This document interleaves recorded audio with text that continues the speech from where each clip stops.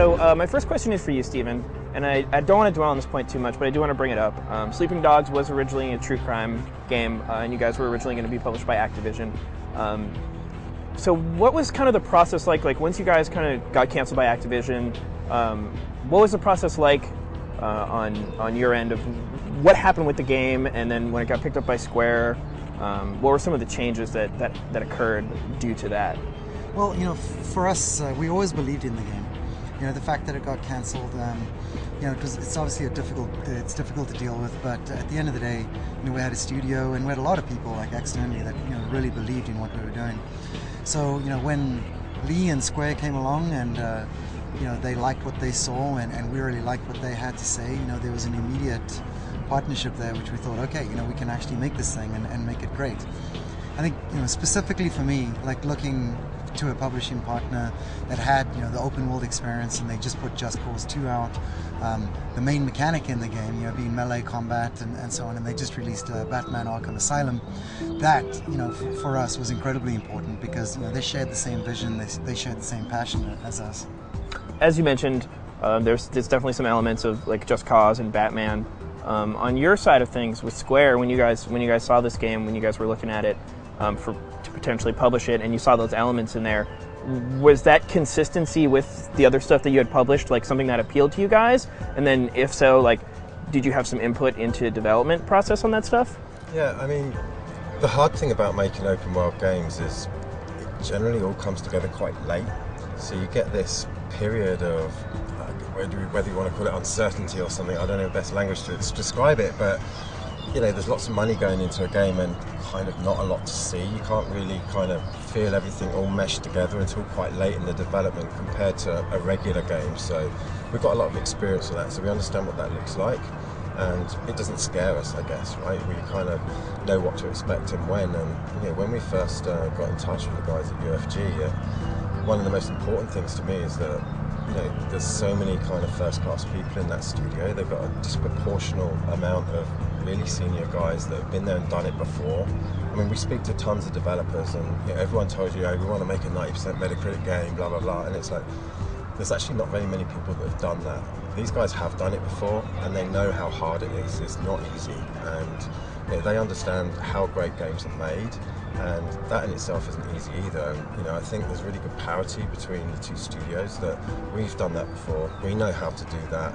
You know, those guys have got all the right ingredients for the special secret sauce to sprinkle all over the top of it to make it a super fun experience. And it's just a really great partnership. I think one of the things that immediately struck me about the demo, and obviously being here in Hong Kong helps, but just that like how accurate sort of the recreation and the feel of being in the city of Hong Kong is. What was the process like for you guys, like in recreating that in a game space? Well, I mean, essentially Hong Kong is the star of the show, right? Like any open world game, the city is your central character. So for us, you know, Hong Kong was at the root of pretty much all the inspiration for the game. You know, not just a different open world city to go to, but you know, the fact that, you know, Hong Kong cinema is something that we were really into at the time, like, you know, Hong Kong martial artists, and you know, the idea that we always had was, you know, allowing gamers to be that, you know, Hong Kong martial artist, you know, action star in an open world. So you know, we spent a lot of time coming over here, going through each of the neighborhoods. The game isn't a recreation of Hong Kong, you know, street for street, but it was way more important for us just to capture the essence of each of the environments and the feel. You know, and that's what you feel when you're here, right? Like you can actually smell it and touch it. And so we took, you know, thousands and thousands of photographs, you know, like tons of hours of video reference. We interviewed a lot of people just to make sure that we paid it the right respect and you know, got those details right. So we feel really confident when people get in there and experience it. You know, it's going to be like you're in Hong Kong. Totally. I mean, one of the things I loved in the demo was when he walked down into the street, one of the guys was like soliciting him to like buy a suit, which like totally happened to us like a million times on the street yesterday. So let's talk about kind of the core of this story.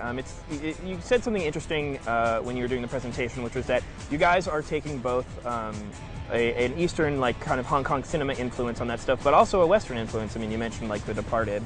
You want to talk about kind of the influences of the story and then like, kind of the basics of it? I mean, I think at its core, you know, we wanted to create a classic undercover cop story, and you know, that comes with all the tension, all that moral dilemma that you often, you know, that characters find themselves in.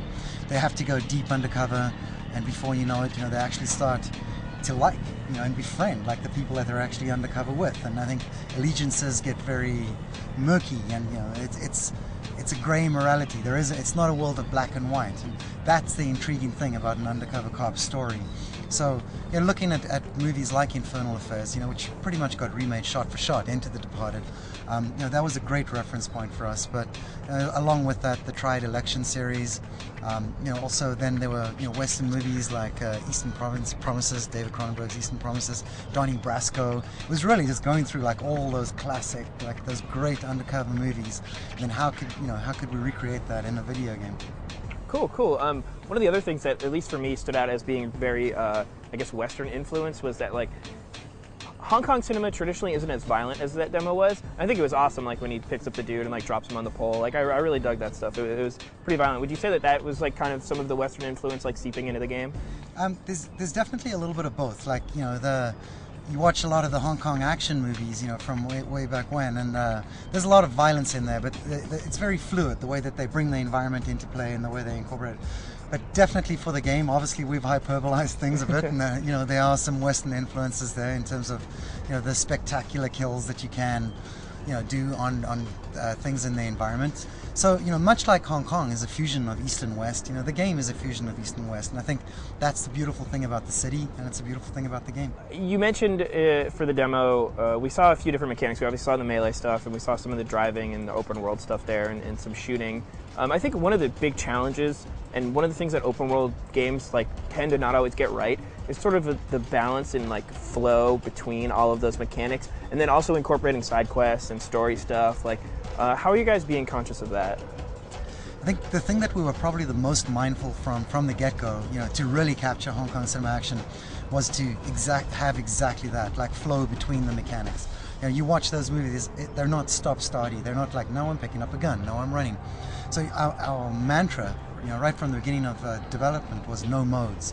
You should be able to do anything that you can do in the game seamlessly and use anything. So it's not like specific moves are set up for specific missions. I can do that anywhere out in the open world. So with that in mind, it's challenging, but that's where we've invested so much of our time and our effort, just in making sure that action is seamless and moves through.